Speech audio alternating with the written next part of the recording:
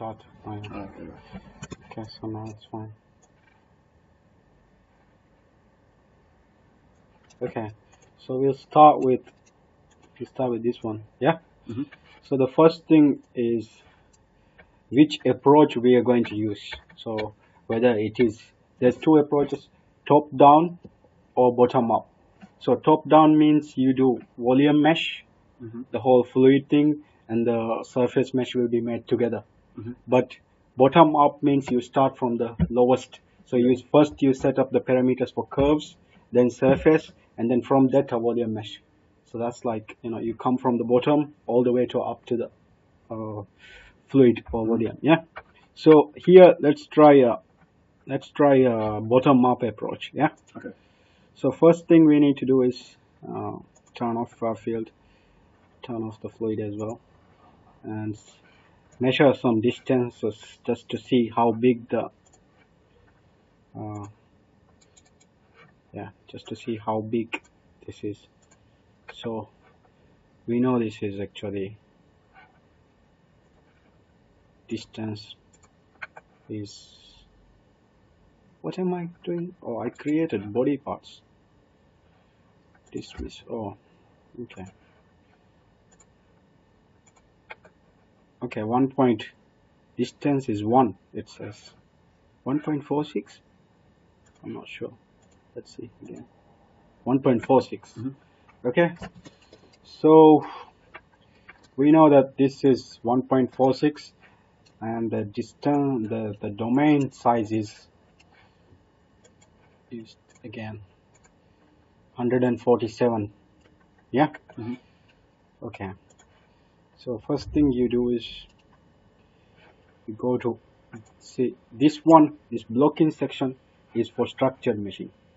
This one here, mesh, the second tab is for unstructured. So we'll be using that one. Yeah. So we'll be, and then we start, like I said before, we start from global settings, the biggest settings. So we know the maximum element, the maximum size of the domain is 147. So let's divide it by like 20 times. So it will be, if you divide it by 10 times, it will be like 14. So 20 times will be like 8, 7, something like that. Yeah. So the maximum element, let's say it's 10 for now. Okay, and that's all the settings you need to do for that. The surface settings, the mesh type, which kind of cells do you want? Whether they're triangles or like 4 squares. So usually it's better to use triangles. And if you are going to set up first, you see this, without the surface, we can set the number of divisions on these curves. Yeah. And then from the elements of the curves, it will make a surface mesh respecting to how many divisions we made. Yeah. So that's called respecting line elements. Okay. And then we can set here a size that it can ignore. So if the line element is greater than 0.002 in the surface meshing, it will respect the line element. Okay. If it is lower than that, it will not respect. So that's all the settings you need to do here as well. Okay. Now what you do is you go to curves, and then for now I'm just going to do all the same setting for all curves. For example, 20 nodes on all curves. Yeah. And then you see here geometry curves. I can just click on curve node spacing, and then I'll see how many divisions are there. Yeah. So that's how the mesh is going to be formed. Okay. But I see that that's not enough maybe. So I'm going to do maybe 40 nodes on these curves. Yeah. So that's how you will set up for the aircraft as well. Okay. You can turn that off. You can even use this one, curve element count. You will see how many elements on each curve. So 19, 39, 39. Okay. Because we set 40, so it will be 39 elements. Oh, okay. Yeah, because from the 2 edges you will lose 1. Yeah. Okay. So turn that off. Now we go to surface meshing. Yeah. And then we turn on the surfaces. and the three surfaces here. I'm going to set a size because I know the size is 1, so maybe I'll set a surface size of 0.5, the maximum size. Yeah, click apply, and then I can also use here surface tetra sizes, and it will show me what the elements are going to look like. Yeah, so that's too big. Yeah, so maybe I need to decrease it to 0.1. Yeah, these three surfaces I selected: surface 1, surface 0, surface 1, and surface 2. Okay? Yeah. Right. So that's basically all the settings you need to do in terms of curves and surfaces, because this is a simple one. Yeah.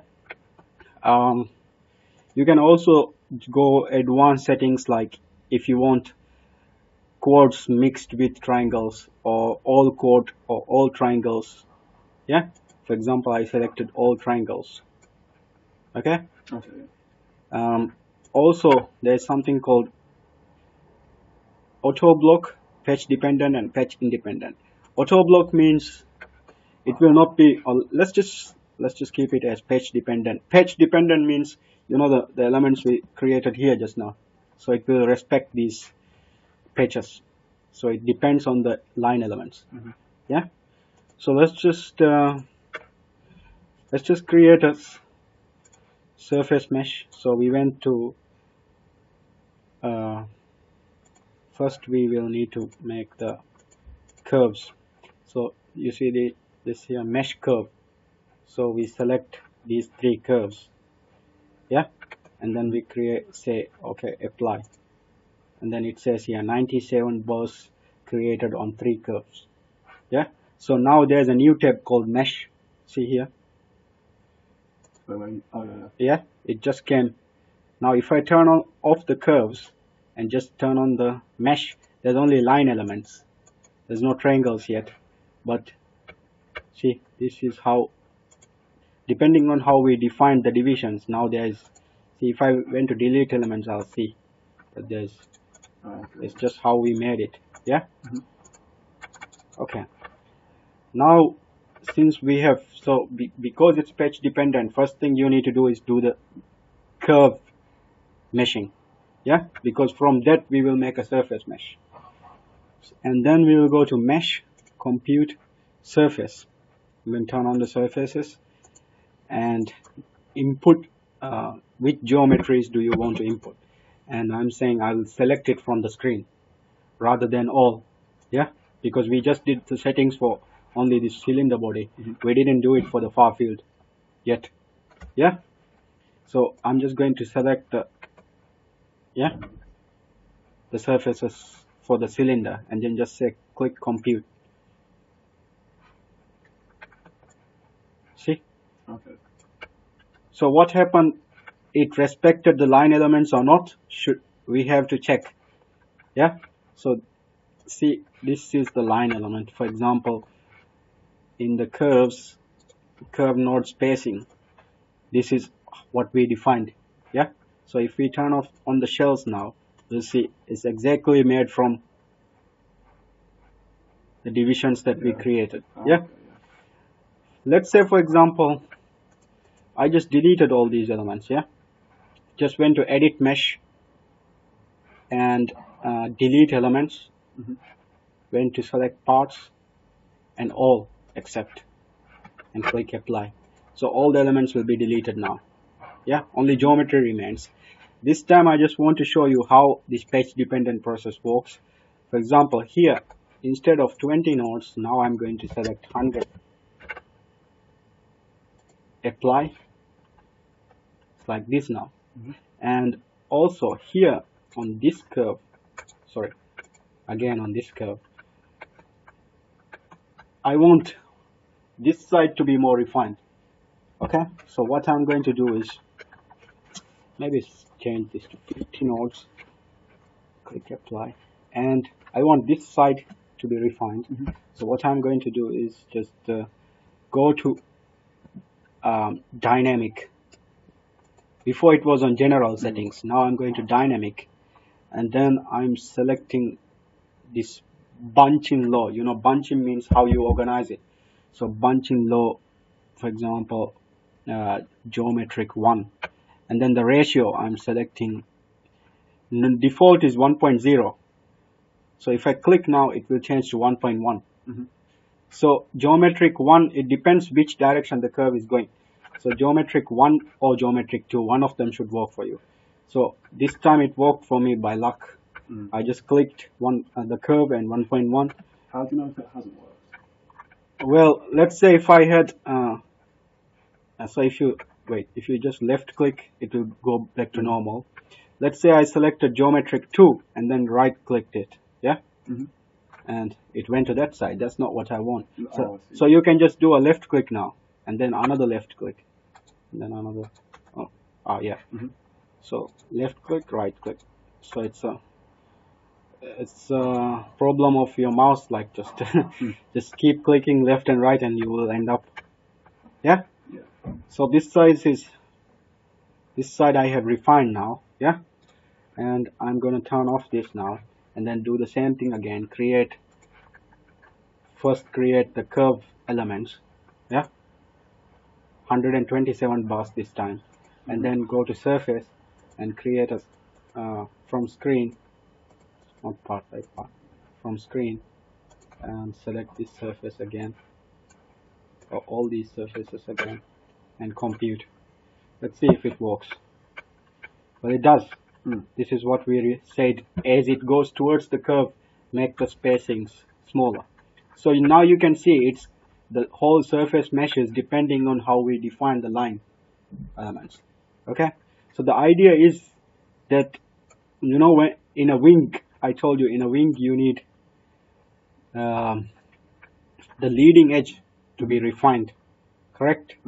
So what I'll just show you how you can. Again, I'm just going to go and delete all these. Every time you want to redo it, you have to delete all the surface mesh. Okay, there's no other choice. Okay, so imagine this is the leading edge of the wing, yeah, and it's very much round, yeah. So what you could do is, I was trying to explain to you this the other day as well. If you feel confused, please stop me at any point, yeah? So I just went on select points, and then I just clicked this curve and this curve, yeah? Just where I like. Oh, is this where you create extra parts? Yeah. So, and then I just create a temporary curve, and then because it's a cylinder, it's right on the surface. But if it is a wing with twist or something, it might not be on the surface. So what you do is you just go surface, project to surface, and select this curve and project to this surface, and then you can turn off. You don't want to keep the original curve. You want the new curve, the projected one, and you also want to trim this surface. Yeah. Okay. See. Now that I've done it, there's a new triangle here because I have here surface tetrasizers on. So which means I can set now the surface size for this separately. Yeah, I can make this 0.05. Okay. Could you not have done it so with the line where it got smaller the more we went across? Yeah. Could you not do it with like this surface where it kind of starts narrowing instead of making a separate one? I didn't get that. Try again. Could I? What do you mean? You know, so are you just going to make it like concentrated in this part so it's small? Yeah, I just showed you that this part on the surface also we can do settings to make it smaller, but that's not the main thing I want to show you. That also we can go here and segment this big. Oh, it's already segmented. Oh yeah, because I did the projection of curves and I said trim the surface. So while trimming it projected the curves as well. So now what I really want to do is show you how to use auto block meshing, because this is something you will need for the wing. Yeah. So curve node spacing at the moment. Now let's not make this refined. Yeah. So go to dynamic and select this ratio to be normal. Yeah. 1.0. Okay, go back to general, and these two curves now.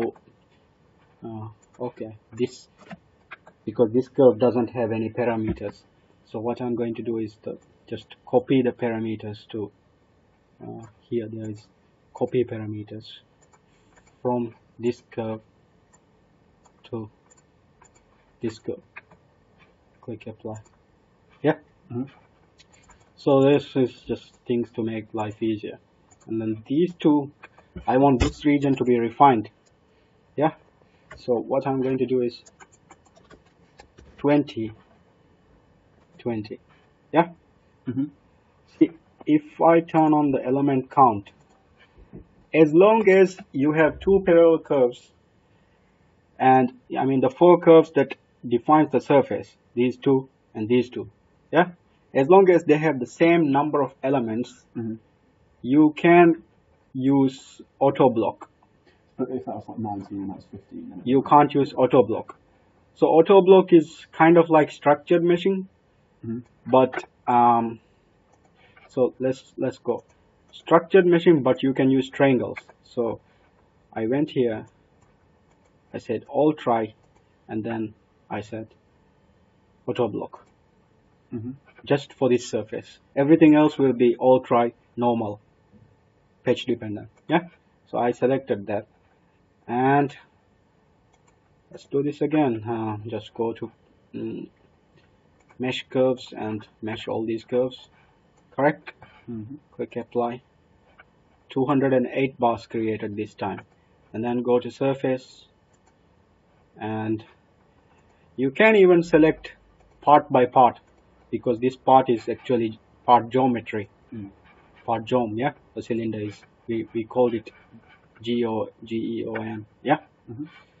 But I just like to select from screen just to make sure I'm selecting all the surfaces, and click compute and see what happens.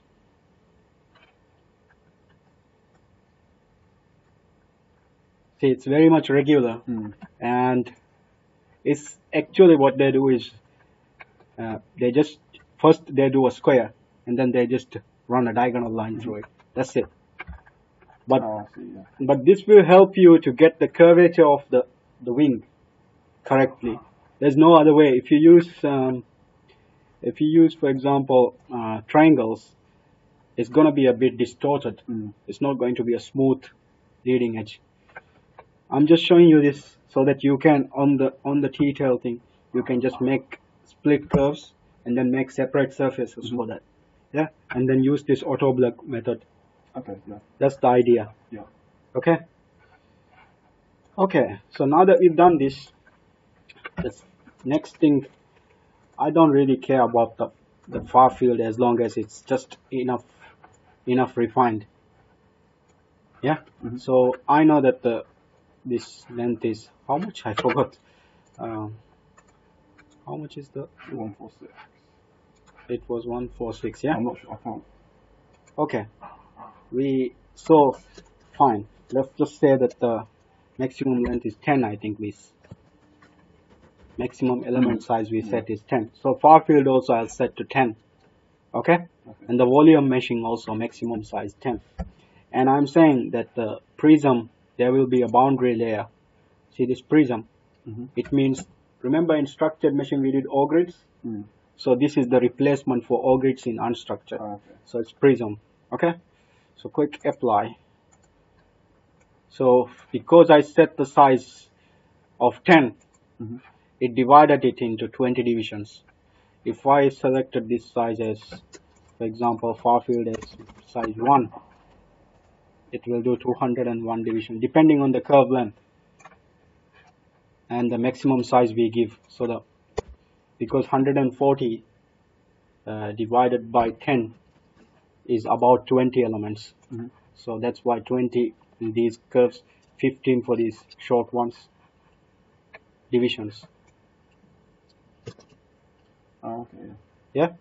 So depending on the length of the curve, it's dividing by the maximum size that we are providing here. How do you know what a suitable mesh is? To be honest, the Farfield should be like, you can at first you can try with 20 divisions or 40 divisions, as long as it's not ridiculous. Like, I usually use 20 to 40 because we don't need much refinement for the Farfield. We need it to be refined as it goes in. So let's just create the curves, mesh the curves of,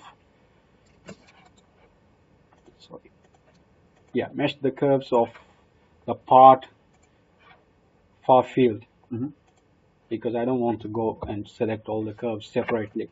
So I'm saying mesh curves. Okay, 220 was created on 12 curves. So if I turn off the node spacing, turn off the element count, and then turn off the geometry, just keep the line elements. See, this is not curves, this is the line elements. Yeah. So if I went to, just to show you that it is line, edit mesh and delete elements. I'm not going to delete it, I'm just going to show you that this is elements. So it's 20 elements. Okay. Right. Now we can make the surface. And for the surface, what I'm going to do is just select part by part and select it as what part? Farfield, not geometry. Yeah, and then click compute, see what happens, and there I go. Now we completed two significant parts. We did the curves and then we did the surfaces. We just don't have a volume mesh and a boundary layer now. Yeah. So one way is to create the volume mesh and then create the boundary layer by. So if you create this, if this is the surface and you create a volume mesh around it, you can later create a boundary layer which will push the volume mesh up. Okay. The other way is to create the boundary layer and then grow the volume mesh on top of it. So I usually prefer to first grow the prism boundary layer. Yeah. So the boundary layer depends on the what do you call it? It depends on the Reynolds number of the flow. Yeah. Like what Reynolds number is given and what speed at the inlet. So for now, I'm just going to select, just do a random number. Let's say, so this one here, see, we went global settings, and this one here, this is the global settings for prism boundary layer. Okay. So it says it has some default settings, best leave it be, but there's one setting you need to do. Which volume part does the boundary layer belong to? So it belongs to the zone fluid, volume fluid, correct? There's only one volume part, so volume fluid, and it's going to create 3 layers, height ratio 1.2. One thing you can do is just, for example, if I measure distance from here to here, I know this is 0.33, yeah, from here to here, and let's say I wanted my boundary to be 0.1 meter thick. Okay. So I can select the total height to be 0.1. So 3 layers, it will be 0.0075 or something. No, 0.30333, 0.0333. Maybe not in the exact amount because every time it will be 20% increase because the height ratio is 1.2. Yeah. So the first layer will be small and then 20% increase, 20% increase. Okay. So click apply. Before you create the prism, always check the quality of the surface mesh. Yeah. Reset. 0.21 is good as long as it's above 0. One thing you can do is just go to here, this smooth mesh. So there's a smoothing feature. Yeah. We only have triangles at the moment. Yeah. We can smooth it with Laplace smoothing. Okay, and then just click apply. See, now it's improved a little. Yeah. What does the graph this thing mean? This is the quality of the element. Yeah. What are these bits on the right? What do you mean? What this? No. What are all the rectangles? The rectangles, basically, see this bar here, 0 to 1. So 1 means the elements which has highest quality. This is the elements with the lowest quality because for example, if we turn on the shells, let's see here, see, because they're like distorted, not ideally perfect triangles. Yeah. So each of these represent elements. Yeah, they represent the quality of the elements. So this is very important. If it is below 0, that means the surface mesh is poor. But as it goes this side, that means the quality is improving. So when we do smoothing, you see from here, when we do smoothing, it is moving slowly this way. But we can't do too much smoothing for surface. For the volume we can, but not for the surface. And for the volume we don't use Laplace, we use the normal smoothing. But for the surface, it's better to use Laplace. Okay, so we did the smoothing. Now we can just go to compute. See, compute mesh. Before we were in the surface tab, we are still not going to do the volume tab. We are going straight to the prism tab. Yeah. And input mesh will be the existing mesh because we already have a surface mesh. Let's click this one, done. Okay. Now select parts for the prism layer. In this one, it's very simple. We only have one part, geometry. Yeah. Okay. Let's just save it before. It's always a good idea to save before you move from surface to prism to volume. Can it crash then? If something fails, you're gonna have to start from. So I'm just going to say this stage 1 surf machine. Yeah. Then I'm going to compute. Let's see. Now this is doing some calculations. So it's done because it's the geometry is very simple. But when you do for aircraft, because the triangles are like there's too many details, some triangles may be really bad, so you're gonna have to do a lot of time, spend a lot of time to improve the surface mesh. But since this is simple, it didn't spend much time. So if I just see, now there is a new tab called volumes. If I turn this on, don't turn it on if the mesh is too big. Okay, because this is a small mesh, I can turn it on. But if the mesh is really big, because here the mesh size is only 22,000 elements, 22,200 elements. But when you do for aircraft, it will be millions. So you can't turn on the volume, your computer will freeze. Yeah. But another way to view it is just go to mesh, cut plan, show cut plan, and then maybe select the middle Z, middle X plan. Yeah, because we are looking from the front, front view like this way, and then turn on the volumes. And now we can see what's really this boundary layer is looking like. Wow, let me just turn off the surfaces. Yeah. See, this is the cut cross-sectional view. We are just having a look at the boundary. So, okay. So you got that, yeah? Until now, is anything confusing? No, I don't think If there is anything, you can review this video. I'll upload it or something. Yeah. Okay, so now we've done 2 parts. Just one more part remaining, the volume. Yeah. So before that, I'm just going to save it again as stage 2 boundary. So even if you, or prisms, even if you do up to this stage, we can handle the rest together. So this is like the. So to be just doing this for the surface meshing. Yeah.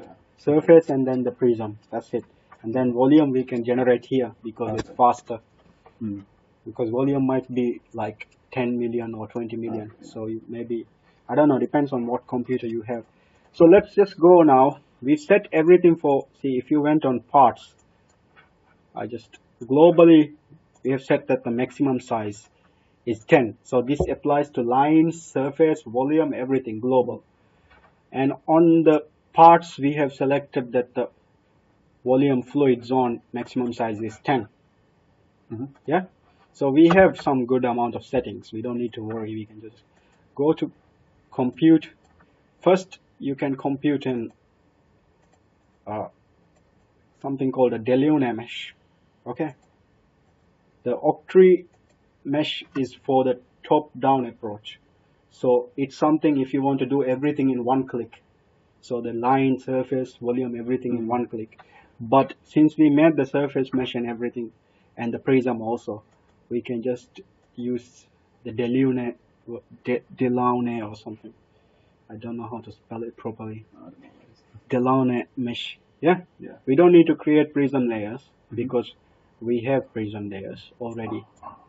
The volume part name will be inherited, or we can even specify it as fluid. But inherited will determine what is the volume. Yeah? The input mesh will be the existing mesh. And yes, we do want to load the mesh after completion. Yeah? And click compute, see what happens. If there's any problem in the boundary or in the surface, Deluna will fail. It's very likely to fail. If there's any leaks, any cells gone wrong. But usually, for this kind of simple geometries, it should work. So I went to cut plans. See, it's finished, yeah? It said finished compute mesh. So the volume mesh is done. It worked, I'm not sure. We have to see. So I went to cut plan and selected the middle X plan. You can move this bar to move it in X direction. Now I'm just going to turn on the volumes. Yes, it did work. So this is the cut plan. We are looking from the front view. How do you know it's worked? Because I can see the elements here. If it is not worked, it will be like spikes. Yeah? And you said for the actual plane itself, you won't be able to see the volume. No, you can use the cut plan. Oh, just not the whole thing. Just no. If you load like 10 million elements, every element has 4 corners or something. Maybe not 4, maybe 8 corners in 3D. Or for triangles, maybe 5 corners, pyramids, whatever. So it will be a lot of data on your computer in one go, and I'm pretty sure it will freeze. It has happened to me a lot of times. So we'll just zoom in, see what the mesh looks like. So this is our surface, this is our boundary, and this is... What does the boundary do? Basically, I'll come to that. Just let me just tell you, finish this, yeah. Okay, so we have everything now. There's only one thing left to do. Before doing that, I'm just going to save it again. Stage 3, volume. Yeah? Correct. So we have a volume mesh. Now, remember, for example, let's say that I have y plus calculator. Let's say somebody asked me, he wanted to compute the flow past this exact cylinder. We know the reference length is 1.4, yeah? And he said calculate it for 20 meters per second. The inlet velocity is 20. The air density is normal, 1.2, and the air viscosity is normal settings, no changes, but the inlet velocity is 20, which means we are computing Reynolds number of 1.86 million. Okay. You see here Reynolds number. So 1.86 million, which gives us a wall spacing of 0.00, so 1.8 to the power minus 5. This wall spacing has to be, remember the boundary layer now? So the first cell height from the surface should be this amount in order to resolve the physics of what's happening close to the body. Okay, yeah. So if you are, let's say, if you are at like 0.00184, that means you are not accurately simulating the physics for this particular Reynolds number. Yeah. So for every Reynolds number and reference length, you have a certain wall spacing. Is that to do with the fact that, like, when air flows over the wing, it never actually really touches the wing? Yes, it does have something to do with that, but more likely because there is something called law of the wall. So it's said that above a solid surface, let's say this is our solid surface, yeah. Above a solid surface, there's 3 layers called. So, for example, something like this, I think. So, this zone, this zone, this zone. This zone is called viscous. I think, I'm not sure the right order. Buffer and log. And there's, do you know non-dimensional numbers? So, Reynolds number is a non-dimensional number because it doesn't have units. Okay. So, length is a dimensional number because it's measured in meters. But if you divide this, for example, this length divide by the chord length, that means meter divided by meter, yeah, which will make something called y plus, which is a non-dimensional way of measuring the distance. So there's something called y plus. So 0 to 5, 5 to 10, 10 to 30. And this is the velocity. So this y plus, this is y plus. So within 0 to 5 y plus, as like the velocity, as it gets closer to the wall. So imagine this is y plus 0. Yeah, this point. That means the velocity is 0. But if y plus is 5, velocity is roughly 5%, or whatever. So it means as it gets closer to the wall, there's a damping effect. Yeah, and this y plus is dependent on the Reynolds number and the chord length. Okay, so this y plus is a measure of this y, chord length, Reynolds, all this stuff. Okay, yeah. So I forgot your question. Oh yeah, what does it do? Yeah. Yeah. So it is kind of like, if it is a highly, like, if the velocity is very high, for example, in real flight conditions, let's say 280 meters per second, then the above the wing, the boundary layer thickness is very, very, very, very tiny. But if the velocity is like 10 meters per second, this boundary layer is very thick. Okay, so if it is high speed flow, the boundary layer is very, very, very thin. So because it passes so quickly. But if it is slow flow, this boundary layer is thick. You might want to do some reading into that. But for now, what you need to know is that you need to respect this distance. See, this y plus 1. So this distance is the y for the first cell in non-dimensional y plus 1. So people always say that for accurate simulations, y plus must be equal to or less than 1. So this distance is y plus 1. So what we're going to do is, where is it? Okay. Go to edit mesh, yeah, and move nodes. Or actually, before that, I'm going to go edit mesh and split mesh. Because a boundary layer cannot have 3 layers.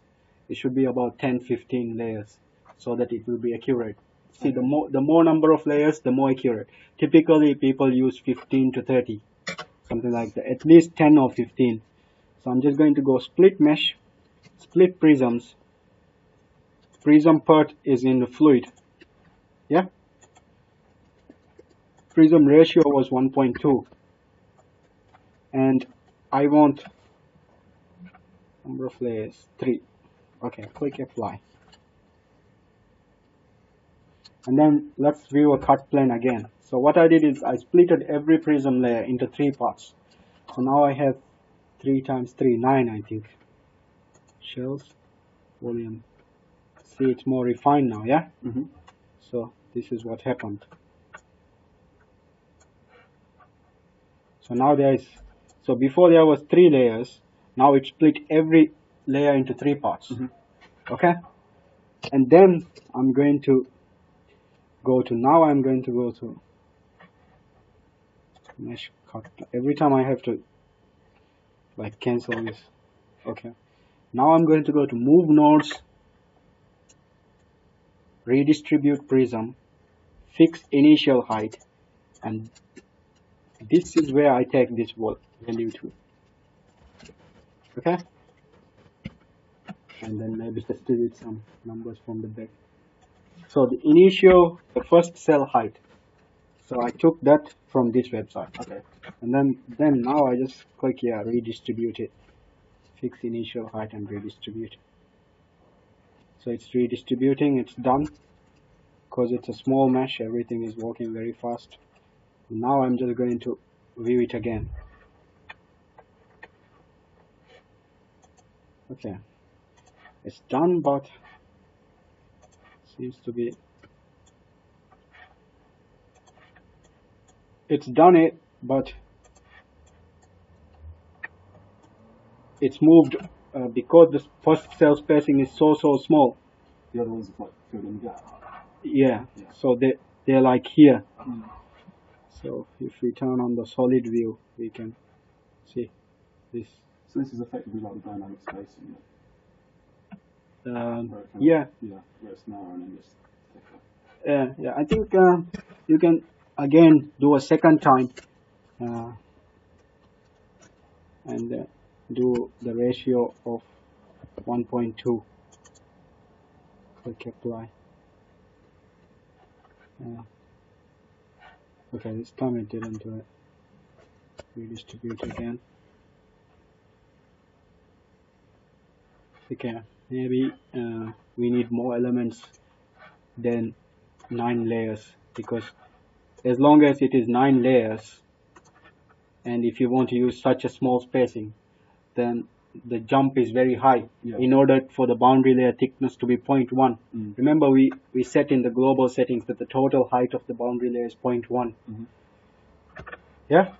Okay, so now everything is done. We have a boundary layer. We have the first Y plus the boundary height, first cell defined. We have a volume mesh. Everything is basically done, and now we can just check the overall mesh quality. Overall mesh quality is here, which is okay. If you want to go ahead and smooth it, it's fine.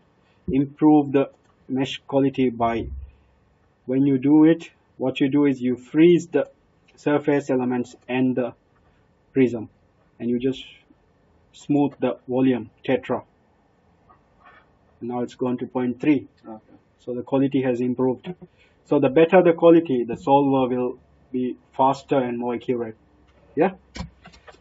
So yeah, it's been 44 minutes, and I think this is something somewhere like you can start from by watching this video. Yeah. Definitely.